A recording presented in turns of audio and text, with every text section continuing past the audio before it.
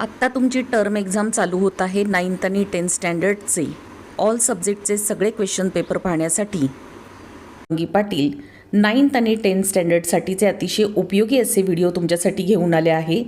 माझ्या चॅनलवरती आपल्याला उपयोगी व्हिडिओबरोबरच 9th आणि 10th स्टँडर्डसाठीचे ऑल एक्झाम्सचे ऑल सब्जेक्टचे क्वेश्चन पेपर्स पाहायला मिळतील। चॅनलला सबस्क्राईब केलं नसेल तर नक्की सबस्क्राईब करा। सबस्क्राईब केल्यानंतर तुम्हाला माझे सगळे व्हिडिओ लगेच पाहायला मिळतील। त्याचप्रमाणे आत्ता आपण टर्म 1चा म्हणजेच प्रथम सत्र परीक्षेचा SSC बोर्ड इंग्लिश मीडियमचा मराठी अक्षर भारतीचा 10th स्टँडर्डचा क्वेश्चन पेपर पाहणार आहोत। पेपर अतिशय लेटेस्ट आहे, पेपर 2023चा आहे। यावरून तुम्हाला पेपर पॅटर्न लक्षात येणार आहे, पेपर कसा लिहायचा ते लक्षात येणार आहे। त्यामुळे मी ही व्हिडिओ आपल्यासाठी चॅनलवरती टाकत आहे। अशा ऑल सब्जेक्टच्या व्हिडिओ तुम्हाला पाहायच्या असतील तर चॅनलला सबस्क्राईब करा, म्हणजे मी जसजशा व्हिडिओ टाकेल त्या सगळ्यात आधी तुमच्यापर्यंत पोहोचतील। आता आपण पेपरला सुरुवात करूया। पेपर 80 मार्क्सचा असतो, यासाठी 3 तासांचा तुम्हाला वेळ दिला जातो।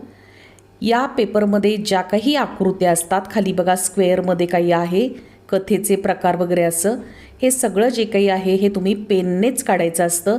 बऱ्याच मुलांना कळत नाही पेन्सिलने आकृत्या काढायच्या का पेनने आकृत्या काढायच्या, तर आकृत्या पेननेच काढायच्या आहेत। विभाग 5 जो असतो उपयोजित लेखन, प्रश्न 5मध्ये प्रश्न 5अ हा तुम्ही लिहून घ्यायचा नसतो। पत्रलेखनामध्ये तुम्ही डायरेक्ट पत्र लिहायला चालू करायचं असतं।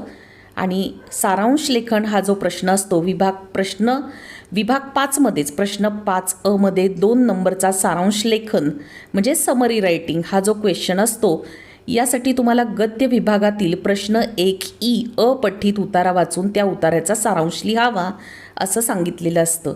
आता आपण बघा विभाग 1 गद्य विभाग, इथे प्रश्न क्रमांक 1अ प्रत्येक प्रश्न तुम्ही नवीन पानावर लिहिणं अपेक्षित असतं, म्हणजे लिहायचंच असतं प्रत्येक प्रश्न। म्हणजे प्रश्न 1अ लिहिल्यानंतर प्रश्न 1ब नवीन पानावर लिहायचा नाही, प्रश्न 2अ हा इथून लिहायला चालू करायचा नवीन पानावर। पुन्हा प्रश्न 3 हा नवीन पानावर लिहायचा। प्रश्न 1अ नंतर ब जर खाली येत असेल तर हा काही नवीन पानावर लिहायची तुम्हाला गरज नाही। विभाग 1 गद्य विभाग असं मोठ्या अक्षरात तुम्ही वरती पेपरमध्ये लिहायचं। प्रश्न उतरवून घ्यायचे नाहीत, प्रश्न लिहिण्याची काहीही गरज नाही। इथे पहा पुढील उतारा वाचून दिलेल्या सूचनांनुसार कृती करा। इथे चौकटी पूर्ण करा, तुम्ही चौकटी करायच्या आहेत पेनने। इथे विचारलं आहे कथेचे प्रकार, तुम्ही लिहायचं आहे सगळं। या पॅसेजमध्ये तुम्हाला ॲन्सर्स सापडणार आहेत। परिकथा, बोधकथा, विज्ञान कथा, ऐतिहासिक कथा ही याचे ॲन्सर आहेत। इथे पहा हा पूर्णपणे पॅसेज आहे। व्हिडिओ तुम्ही स्टॉप करून पाहू शकता, खूप हळू होत असेल तर तुम्ही फास्ट स्पीड करूनही पाहू शकता। इथे तुम्हाला दिसत असेल परिकथा, बोधकथा, विज्ञान कथा, ऐतिहासिक कथा हे ॲन्सर इथं दिलेलं आहे। आता पुढे पहा कृती 2, तुम्ही कृती 1 लिहून पेनने आकृती काढायची, आता खाली कृती 2 लिहून पुन्हा पेनने आकृती काढायची आणि ॲन्सर लिहायचे आहेत। उतार्यात आलेल्या 4 कथाकारांची नावे हे तुम्ही लिहून घ्यायचं आहे। खाली तुम्ही ॲन्सर लिहायचा आहे विभावरी शिरूरकर, व्यंकटेश माडगुळकर व पु काळे आणि शंकर पाटील। इथे पाहिलं तर हे बघा इथे खाली अंडरलाईन केलेलं आहे, इथे तुम्हाला ॲन्सर दिसेल। पेपर अतिशय सोपा असतो, फक्त अशा क्वेश्चन पेपर्स जर तुम्ही सोडवून गेले तर तुम्हाला अजून तो सोपा जाण्याची शक्यता जास्त असते, इझी जाऊ शकतो। कृती 3 स्वमत म्हणजे तुम्ही स्वतःचं मत लिहायचं आहे। तुम्हाला आवडलेल्या कोणत्याही एका साहित्य प्रकाराची वैशिष्ट्ये तुमच्या शब्दात लिहा। आता पहिली गोष्ट साहित्य प्रकार म्हणजे काय हे तुम्हाला माहिती पाहिजे, तेव्हा तुम्हाला साहित्य प्रकाराची वैशिष्ट्ये लिहिता येणार आहेत। 3 मार्कांचा हा प्रश्न आहे। साहित्य प्रकार म्हणजे काय असतं, कविता ही एक साहित्य प्रकार आहे। तर तुम्हाला पहिले साहित्याचे प्रकार कोणते हे मी खाली लिहून दाखवलं आहे। कथा, कादंबरी, कविता, नाटक, चरित्र, आत्मचरित्र, प्रवास वर्णन हे सगळे साहित्याचे प्रकार आहेत। आता इथे तुम्ही जर समजा लिहित असाल की मला कविता हा साहित्य प्रकार खूप आवडतो, कारण हा आकाराने लहान असतो, याच्यामध्ये खूप जरी आकाराने लहान असला तरी विचार याच्यामध्ये कवितेचा खूप मोठा असतो। कवितेमध्ये अलंकार वापरलेले असतात, वेगवेगळ्या प्रकारच्या भावनांचं इथे चित्रण केलेलं असतं, विचार मोजक्या शब्दात मांडलेले असतात। असं सगळं तुम्ही स्वतःच्या मतानुसार लिहू शकता। प्रश्न 1आ पुढील उतारा वाचून दिलेल्या सूचनांनुसार कृती करा.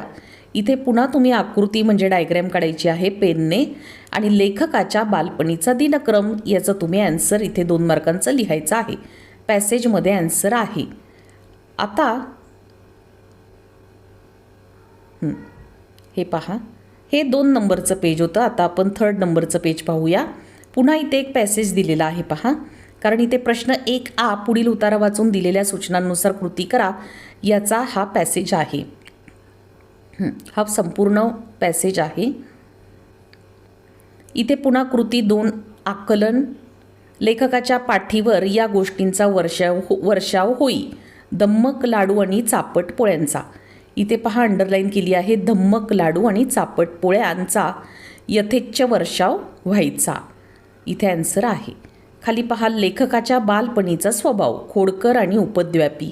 इथे वरती बघा सगळ्यात पहिली ओळ आहे की माझ्या बालमित्रांनो मी तुमच्या एवढाच होतो तेव्हा अगदी तुमच्यासारखाच खेळकर, खोडकर आणि उपद्व्यापी होतो. तर तुम्ही खेळकर, खोडकर, उपद्व्यापी हे 3ही लिहू शकता किंवा 2 विचारले आहेत तर 2 लिहू शकता. कृती 3 स्वमत. स्वमत तुम्हाला प्रत्येक पॅसेजच्या खाली विचारलं जाईल 3 मार्कांसाठी. तुमचं स्वतःचं मत तुम्ही लिहायचं आहे.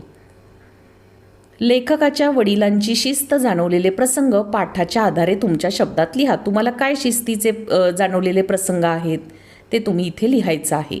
प्रश्न 1 पुढील उतारा वाचून दिलेल्या सूचनांनुसार कृती करा.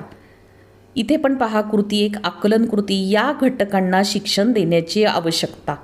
तर इथे खाली पाहिलं तर तुम्हाला याचा ॲन्सर मिळेल की स्त्री आणि पुरुष या दोघांनाही शिक्षण घेणे अत्यंत आवश्यक आहे. म्हणजे कोणाला शिक्षण देण्याची आवश्यकता होती तर स्त्री आणि पुरुष. इथे तुम्हाला 1 मार्क मिळून जाईल. इथे 2 नंबरचा क्वेश्चन पहा, समाजातून वेगाने नाहीशा होणाऱ्या. इथे पण पॅसेजमध्ये लगेच उत्तर तुम्हाला दिसते, ॲन्सर दिसते. पुष्कळ वाईट रीतीभाती आणि अंधश्रद्धा समाजातून वेगाने नाहीशा होत आहेत. याचा अर्थ रीतीभाती आणि अंधश्रद्धा हे तुमचं ॲन्सर आहे. इथे तुम्हाला 1 मार्क सहज मिळेल. उकार, वेलांटी जे काही आहे ते तुम्ही व्यवस्थित बघून लिहायचं आहे. खाली कृती 2 एका वाक्यात उत्तरे लिहा. मानवी जीवन विकासात महत्त्वाचे स्थान कुणाचे आहे? शिक्षणाचे. इथेही तुम्हाला उत्तर याचं मिळेल. शिक्षण मानवाच्या मानसिक आणि बौद्धिक शक्तींचा विकास करते. याचा अर्थ उत्तर काय आहे? ॲन्सर शिक्षणाचे. 2 नंबरचा प्रश्न पहा, कोणाच्या शिक्षणामुळे जगात चांगले परिणाम होतात? स्त्री शिक्षणाचे. हे देखील पॅसेजमध्ये ॲन्सर आहे. 2 नंबरचा प्रश्न पहा, कोणाच्या शिक्षणामुळे जगात चांगले परिणाम होतात? स्त्री शिक्षणाचे. हे देखील पॅसेजमध्ये ॲन्सर आहे. विभाग 2 पद्य विभाग. प्रश्न 2 पुढील कवितेच्या आधारे दिलेल्या सूचनांनुसार कृती करा. पुन्हा पेनने आकृती काढून घ्यायची आहे, डायग्रॅम काढायची आहे. काळी आई जगवण्यासाठी अपेक्षित कार्य. कोणते कार्य आहे तर डोंगरावर बिया पेरून रान वाढवणे आणि दुसरं देशी झाडे रुजवणे. हे 2 आहे. रंगांची वैशिष्ट्ये कोणती आहेत तर ही तुम्ही 2 लिहायची आहेत. आता पुढे बघा पुढचं पेज नंबर. हीच पोएम तुम्हाला दिली आहे आणि त्याच्यावरच विचारलं आहे. कृती 2 आकलन. चौकटी पूर्ण करा. कवयित्रीच्या मते जपाईची गोष्ट सगळं पोएममध्ये आहे. सृष्टी, काळी आई म्हणजे काळी माती. पाण्याच्या तुषारांचा रंग. आता इथे पाण्याच्या तुषारांचा रंग जो आहे तो फेन धवलशा तुषारांमध्ये, फेन धवलशा असा रंग इथे दिला आहे. ते लिहून तुम्ही पुन्हा लिहायचं आहे ऑब्लिक करून, फेसाप्रमाणे पांढरा. येथे अनोखी तृप्ती आहे आभाळाच्या छत्राखाली. इथे ॲन्सर आहे. हे सगळं कवितेमध्ये पोएममध्ये तुम्हाला सापडणार आहे. कृती 3 आकलन. पुढील शब्दांचे कवितेतील समानार्थी शब्द लिहा. पुष्टी. पुष्टी म्हणजे दुजोरा किंवा पाठबळ. वृष्टी. वृष्टी म्हणजे पाऊस. तृष्टी. तृष्टी म्हणजे तृप्ती. सृष्टी, निसर्ग, जग. असे बरेच क्वेश्चन पेपर तुम्ही परीक्षेला जर सोडवलेत तर नक्कीच पेपर तुम्हाला सोपा जाणार आहे. कृती 4 काव्य सौंदर्य. गर्भरेशमी सळसळण्याच्या जगास सांगू गोष्टी या ओळीतील भावसौंदर्य स्पष्ट करा. 2 मार्कांचं आहे. ही जी ओळ दिली आहे त्याचा तुम्ही ही ओळ कोणत्या कवितेतली आहे, त्याचे कवी कोण आहेत, ती कविता, त्या जी ओळ आहे त्याच्यातून तुम्हाला काय समजलं आहे ते तुम्ही लिहायचं आहे. प्रश्न 2 पुढील कवितेसंबंधी त्याखाली दिलेल्या मुद्द्यांच्या आधारे कृती सोडवा. मुद्दे दिले आहेत. इथे बघा, कोणतीही एक करायची आहे. अंकीला मी दास तुझा किंवा हिरवंगार झाडासारखं. मी तुमचे सगळे लेसन्स वगैरे मी माझ्या चॅनलवरती टाकले आहेत. त्यामध्ये अंकीला मी दास तुझा देखील अतिशय चांगल्या प्रकारे मी समजावून सांगितलं आहे. तो तुम्ही नक्की माझ्या व्हिडिओ पहा. इथे पहा, कवितेचे कवी कोण आहेत? संत नामदेव. कवितेचा विषय कोण आहे? कोणता आहे? परमेश्वर भेटीची तीव्र इच्छा. तुम्हाला इथं दिसत असेल की अतिशय कमी शब्दामध्ये आपल्याला सगळं हे मांडायचं आहे. 1-1 मार्कांचे हे प्रश्न आहेत. खाली प्रस्तुत ओळीचा सरळ अर्थ लिहा, हे 2 मार्काचा आहे. सवेची झेपावे पक्षिनी पिल्ली पडिताची धरिणी. याचा अर्थ तुम्हाला सांगायचा आहे की पिल्लू खाली पडताच पक्षीन कशी झेप घेते धरणीला, म्हणजे जमिनीवर कशी झेप घेते, हे तुम्हाला सगळं इथं व्यवस्थित सांगायचं आहे. कविता आवडण्याचे आणि न आवडण्याचे कारण तुम्हाला सांगायचं आहे. तर कवितेचे शब्द कसे असतात? मोजके शब्द, साधी सरळ भाषा, छोट्या छोट्या ओळी आहेत या, किंवा चरण आहेत. कारण हा अंकीला मी दास तुझा हा अभंग आहे, त्यामुळे इथे चरणं आहेत. ही छोटी छोटी आहेत, त्यामुळेच तुम्हाला ही कविता आवडते. कारण यातून खूप अर्थ निघतो. छोट्या छोट्या ओळी असल्या तरी अर्थ याचा मोठा आहे. प्रस्तुत शब्दांचा अर्थ लिहा. काज, काज म्हणजे काम. सवे म्हणजे लगेच. पाडस म्हणजे हरणीचे पिल्लू. कणवाळू म्हणजे दयाळू. ही कविता तुम्हाला जर, ही पोएम जी आहे म्हणजे हा अभंग आहे अंकीला मी दास तुझा, तुम्हाला जर अवघड वाटत असेल तर चॅनलवर जाऊन नक्की पहा. मी खूप सोप्या पद्धतीने हा सांगितला आहे. इथे हिरवगार झाडासारखं ही जी पोएम आहे ते जॉर्ज लोपिस हे याचे कवी आहेत. झाडांमधली सहनशीलता, सहाय्यक वृत्ती मानवाने म्हणजे माणसाने स्वतःमध्येच रुजवणं कसं गरजेचं आहे हे या कवितेतून सांगितलं आहे. झाड बसतं ध्यानस्थ ऋषीसारखं मौन व्रत धारण करून याविषयी 2 ओळींविषयी तुम्ही लिहायचं आहे. इथे पुन्हा ही कविता का आवडते तर साध्या सोप्या भाषेत मांडली आहे. झाडांचे गुण बारकाईने टिपले आहेत आणि झाडांची पानं गळून जेव्हा नवी कोरं पानं झाडाला येतात, जसं की नव्या नवरीप्रमाणे ते आपल्याला भासत आहे, असं कवींनी या कवितेमध्ये मांडलं आहे. ते तुम्ही लिहायचं आहे. इथे पहा, मौन याचा अर्थ न बोलण्याचे नियम, न बोलण्याचा नियम, बोलायचं नाही म्हणजे याचा अर्थ तुम्ही काय लिहू शकता? न बोलण्याचा नियम. मुकाट म्हणजे शांत, गुपचूप. वस्त्र म्हणजे कापड. बाहू म्हणजे हात. या ठिकाणी भुजा असा अर्थ आहे, भुजा. आता विभाग 3 स्थूल वाचन. खालीलपैकी कोणत्याही 2 कृती सोडवा. इथे पहा, पहिला आहे प्रत्यक्ष अनुभवातून शिकणे हे अधिक परिणामकारक असते. हे विधान मोठे होत असलेल्या मुलांनो या पाठाच्या आधारे स्पष्ट करा. तुम्हाला समजलेली जाता असताना कवितेतील सूर्याची भूमिका स्पष्ट करा. थोड्याशा पाण्यावर कसे वाढावे याचा नमुना म्हणजे कॅक्टस. या विधानाची यथार्थता लिहा. 6 मार्कांचा प्रश्न असतो. बरीच मुलं स्थूल वाचन करून जात नाहीत, पण नक्की तुम्ही करून जा. 6 मध्ये तुम्हाला 5 मार्क तरी नक्की मिळतातच. विभाग 4 भाषाभ्यास. इथे पहा, प्रश्न क्रमांक 4 व्याकरण घटकांवर आधारित कृती. प्रश्न क्रमांक 1 खालील वाक्यांचा प्रकार ओळखा. रोहन दररोज व्यायाम करतो. कुणीतरी हे सहज असं बोललेलं आहे, विधान केलं आहे, म्हणून हे वाक्य विधानार्थी आहे. आहा हा किती सुंदर हस्ताक्षर, हे कुणीतरी उद्गार काढले आहेत, त्यामुळे उद्गारार्थी वाक्य आहे. तुम्हाला जर माझ्याकडून व्याकरणाचा एक सेपरेट व्हिडिओ हवा असेल तर तुम्ही मला नक्की कमेंटमध्ये सांगू शकता. मी नक्की व्हिडिओ बनवेल. कंसातील सूचनेनुसार वाक्य रूपांतर करा. किती पाऊस पडला हो काल रात्री विधानार्थी करा. काल रात्री खूप पाऊस पडला. साहित्याचे रंग फुलले आहेत, साहित्याचे रंग मिटले नाहीत, असं तुम्ही करायचं आहे. व्याकरणाविषयी जर तुम्हाला व्हिडिओ हवा असेल तर मला कमेंटमध्ये नक्की सांगा. मी नक्कीच तो व्हिडिओ तुमच्यासाठी टाकेल. वाक्प्रचार. पुढील कोणत्याही 2 वाक्प्रचारांचे अर्थ सांगून वाक्यात उपयोग करा. उत्साहाला उधाण येणे, मळमळ व्यक्त करणे, हेवा वाटणे याचे वाक्यात उपयोग तुम्ही करायचे आहेत. प्रश्न 4 भाषिक घटकांवर आधारित कृती. शब्दसंपत्ती. समानार्थी शब्द सखा, मित्र, सोबती, सवंगडी, दयाळू, कणवाळू, मायाळू हे तुम्ही पाठच करून जायचे. पाठ करता करता हे तुम्ही 4-4, 5-5 वेळा लिहून काढायचं, म्हणजे तुमचे शुद्ध लेखनामध्ये चुका होणार नाहीत. व्हिडिओ खूप मोठा होईल म्हणून मी मोठे मोठे प्रश्न तुम्हाला सांगितलेले नाहीत. खालील शब्दांचे विरुद्धार्थी शब्द लिहा. आपण व्हिडिओ शेवटपर्यंत पहा. तुम्हाला अंदाज येणार आहे की पेपर नेमका कशा प्रकारचा टर्म 1ला येणार आहे. अज्ञान, ज्ञान, मोठा छोटा. आता इथे पहा, काही वेळेला विरुद्धार्थी अशा प्रकारचे येतात की अज्ञान त्यातच लपलेलं आहे. तुम्ही अ काढला की ज्ञान. जर तुम्हाला प्रश्न आला असता ज्ञान तर तुम्ही लिहिलं असतं विरुद्धार्थी म्हणजे अपोजिट वर्ड अज्ञान. मोठा छोटा किंवा मोठा लहान हे दोन्ही होऊ शकतं. तुम्हाला जर स्वच्छ आलं तर अस्वच्छ असंही तुम्ही लिहू शकता. मान अपमान असंही लिहू शकता. त्याला लिहिता वाचता येत नाही तो निरक्षर आणि ज्याला लिहिता वाचता येतं तो साक्षर. निरक्षर कसं लिहिलंय हे नीट पाहून जा. खालील शब्दांचे वचन बदला. झाड झाडे, पेन्सिल पेन्सिली. खाली पहा, लेखन नियमानुसार लिहा. पहिला दिवस सुरळीत गेला. इथे वेलांट्या उकार हे सगळं चुकलेलं आहे, तुम्ही दुरुस्त करून लिहायचं आहे आणि पूर्णविराम द्यायचा. रात्रभरच्या वाटचालीने थकून ती विश्रांती घेत होती. इथेही बऱ्याच चुका दिलेल्या आहेत, तुम्ही त्या दुरुस्त करून लिहायच्या आहेत. 6 विरामचिन्ह. खालील वाक्यात योग्य विरामचिन्हांचा उपयोग करा. अनवर जेवला, शाब्बास, छान खेळलास. इथेही विरामचिन्ह घालायची आहेत. आता विभाग 4 उपयोजित लेखन. पेपर अतिशय फास्ट लिहावा लागणार आहे कारण उपयोजित लेखनासाठी तुम्हाला वेळ हवा आहे. उपयोजित लेखन आणि प्रश्न 5 हा खूप सोपा असतो पण वेळ पाहिजे. आधीचा पेपर तुम्ही अतिशय भरभर लिहायचा आहे. प्रश्न 5 पुढीलपैकी कोणतीही एक कृती सोडवा. यामध्ये दैनिक वृत्तपत्र दिलेलं आहे.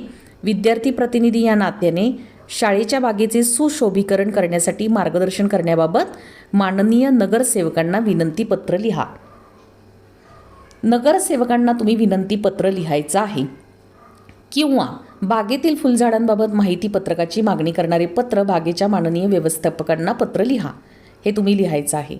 आता या 2 पत्रापैकी तुम्ही सारांश लेखनसुद्धा लिहू शकता. तुमचा पेपरच उरकलेला नाही आहे, तुम्हाला अतिशय उशीर झाला आहे, तर तुम्ही सारांश लेखनसुद्धा लिहू शकता.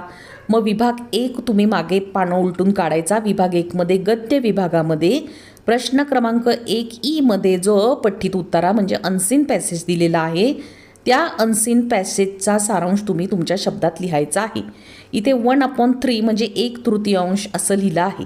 म्हणजे समजा बघा, टोटल जर 9 ओळी असतील, 9 लाईन्स असतील, तर तुम्ही 3 ओळीमध्ये तो सारांश लेखन काढायचं आहे. म्हणजे काय करायचं, जेवढ्या तुमचे सेंटेन्स आहेत, जेवढ्या ओळी आहेत, त्या ओळींना तुम्ही 3ने डिवाईड करायचं आहे. समजा 9 सेंटेन्स असतील तर तुम्ही त्याला 3ने डिवाईड केल्यानंतर 3 3 जा 9 म्हणजे तुम्ही 3 ओळींमध्ये हा सारांश लिहायचा आहे. असं करायचं आहे. 12 ओळी असतील तर पुन्हा 3 4 जा 12 म्हणून मग तुम्ही 4 सेंटेन्समध्ये 4 ओळीमध्ये तुम्ही तो सारांश लिहायचा आहे. साधारण असं लिहायचं आहे. तेव्हा तो 1/3 म्हणजेच 1/3 एवढा सारांश लिहिता येईल. हा तुम्ही तुमच्या शब्दात लिहायचा असतो आणि याला देखील 6 मार्क आहेत. त्यामुळे त्याच्यातील 6, 5, 6 असे मार्क तुम्हाला मिळू शकतात जर तुम्ही शुद्ध लेखनात चुका केल्या नाहीत तर. प्रश्न 5 पुढीलपैकी कोणत्याही 2 कृती सोडवा. आता या देखील 5 मार्काच्या आहेत. 2 कृती तुम्हाला सोडवायच्या आहेत. तुम्हाला 3 दिल्या आहेत. पहा, इथे जाहिरात लेखन, बातमी लेखन, कथा लेखन 3 दिले आहेत. जाहिरात लेखन खूप सोपं आहे. हे सगळं जे जाहिरात लेखन आहे ते पेनने करायचं आहे. तुम्ही सगळी जाहिरात जी आउटलाईन आहे, चौकोन आहे, तो पेनने काढायचा आहे. आयुर्वेदिक केशतेलाची आकर्षक जाहिरात तयार करा. केशतेलाची जाहिरात तुम्ही बऱ्याच वेळा तयार केलेली असणार आहे. तुम्ही ती केशतेलाची जी बॉटल आहे किंवा जे काही काढणार आहात सगळं तुम्ही पेनने काढायचं आहे. फार मोठ्या डायग्रॅम आकृत्या नाही काढल्या तरी चालतील. साधी सोपी सुटसुटीत ईमेल असलेली ईमेल लिहायचा, फोन नंबर लिहायचा, सगळं काही लिहायचं आहे. जाहिरातीविषयी जरी तुम्हाला जाहिरात लेखनाविषयी नवीन व्हिडिओ हवा असेल ते देखील तुम्ही कमेंटमध्ये सांगू शकता, तो देखील मी टाकेल. बातमी लेखनामध्ये इथे देखील खालील विषयावर बातमी तयार करा. शहराच्या प्रदूषण पातळीत वाढ. प्रदूषण पातळीमध्ये कशी वाढ होत आहे ह्याची तुम्ही बातमी लिहायची आहे. याला देखील 5 मार्क आहेत. जे तुम्हाला सोपं वाटतं ते लिहा. कथालेखनालाही तुम्हाला खूप चांगले मार्क मिळू शकतात. आधी तुम्ही कथेला नाव द्यायचं. कथा नेहमी भूतकाळात लिहायची म्हणजे पास्ट टेन्समध्ये लिहायची की एक गरीब उपाशी मुलगा होता, मिठाईचं दुकान होतं, सगळं जे काही होतं झालं असं तुम्हाला लिहायचं आहे. ह्या शब्दामध्ये तुम्हाला लिहायचं आहे आणि नंतर त्यातून तुम्हाला काय संदेश मिळाला, काय सीख मिळाली ती तुम्ही लिहायची आहे. असं जर तुम्ही व्यवस्थित लिहिलं तर 5 मार्क तुम्हाला मिळणार आहेत. आता पुन्हा प्रश्न 5 लेखन कौशल्य. यामध्ये पुन्हा बघा खालील एक कृती सोडवा. मराठीचा पेपर अतिशय मोठा असतो, त्यामुळे स्पीड फास्ट ठेवायचा. ही 8 मार्कांची आहे आणि एकच कृती सोडवायची आहे. इथे बघा कारगिल दिन, पुढील बातमी वाचा. कारगिल दिन अमर जवान मेजर रमाकांत मातृभूमीच्या सेवेत शहीद अकोला शहराने सुपुत्र गमावला. देशकार्यासाठी शहीद मेजर रमाकांत यांना भावपूर्ण श्रद्धांजली. स्थळ आदर्श विद्यालयाचे पटांगण. वेळ संध्याकाळी 6 वाजता. वरील प्रसंगी तुम्ही उपस्थित होता त्या भावपूर्ण प्रसंगाचे लेखन करा. आता ह्या ठिकाणी जो काही कारगिल दिन होता त्याच्यासाठी तुम्ही उपस्थित तिथे होता, तुम्ही हजर होता, तिथे प्रेझेंट होता. मग त्या भावपूर्ण हा जो काही प्रसंग आहे की आपल्या देशाने जो सुपुत्र गमावला आहे देश कार्यासाठी, ते जे काही मेजर रमाकांत आहेत ते शहीद झाले आहेत, त्यांना भावपूर्ण श्रद्धांजली वाहण्याचा कार्यक्रम, कसा प्रसंग तो तुम्हाला अनुभवला तुम्ही, ते तुमच्या भाषेत तुम्ही लिहायचं आहे. याला भरपूर मार्क आहेत, 8 मार्क आहेत. आता हे जर तुम्हाला लिहायचं नसेल तर तुम्ही आत्मकथन लिहू शकता. मी क्रीडांगण बोलतोय. क्रीडांगण म्हणजे काय? ग्राउंड म्हणतात क्रीडांगणला. तर आत्मकथन याचा अर्थ की तो क्रीडांगणच आपल्याशी जसं काही बोलत आहे तसं क्रीडांगण कधी आपल्याशी बोलत नाही, पण आपण इमॅजिन करायचं आहे की क्रीडांगण आपल्याशी बोलत आहे आणि ते स्वतः आहे, आपणच आहोत ते. मी क्रीडांगण बोलतोय. मग कसा तुम्ही मला आनंद देता, माझी गरज क्रीडांगणाची तुम्हाला कशी गरज आहे, क्रीडांगणापेक्षा टी व्ही मोबाईलचा तुमच्यावर आता कसा प्रभाव पडत आहे, माझा वापर कसा तुम्ही कमी करताय, त्यामुळे इकडे राईट साईडला पहा मला कशी खंत वाटतेय. खंत म्हणजे वाईट वाटतंय. आजची स्थिती कशी बदलली आहे आणि क्रीडांगणावर देखील अतिक्रमण कसं झालं आहे. म्हणजे शाळांनी पण काय केलं आहे, तुमच्या स्कूलने क्रीडांगण हे गायबच करून टाकले, ठेवलेलंच नाही आहे. तिथे वेगवेगळ्या बिल्डिंग उभ्या केलेल्या आहेत आणि मग क्रीडांगणावर अतिक्रमण झाल्यामुळं कसा वाईट परिणाम झाला आहे, असं हे सगळं तुम्ही लिहायचं आहे. 3 आहे वैचारिक लेखन. निसर्ग आपला गुरु या विषयावर तुमचे विचार मांडा. निसर्ग म्हणजे नेचर, हा आपला गुरु म्हणजे कसं टीचर आहे, नेचरच आपले टीचर कसे आहेत, निसर्गच आपला गुरु कसा आहे, या विषयावर तुम्ही तुमचं मत मांडायचं आहे. तर आता पहा, इथे एक कृती तुम्ही सोडवायची आहे. व्यवस्थित तुम्ही वरती नाव वगैरे देऊन कृती सोडवायची आहे. अशा प्रकारे हा तुमचा टर्मचा, आत्ताच तुमची टर्म एक्झाम होणार आहे आणि त्यासाठीच मी हा जो पेपर आहे तो तुम्हाला टाकलेला आहे. पेपर पॅटर्न लक्षात येण्यासाठी असे मी सगळे पेपर लगेचच व्हिडिओच्या माध्यमातून तुमच्यापर्यंत टाकणार आहेत. त्यामुळे चॅनलला सबस्क्राईब केलं नसेल तर नक्की करा. सबस्क्राईब केल्यानंतर माझे सगळे व्हिडिओ लगेच तुमच्यापर्यंत पोहोचतील. धन्यवाद.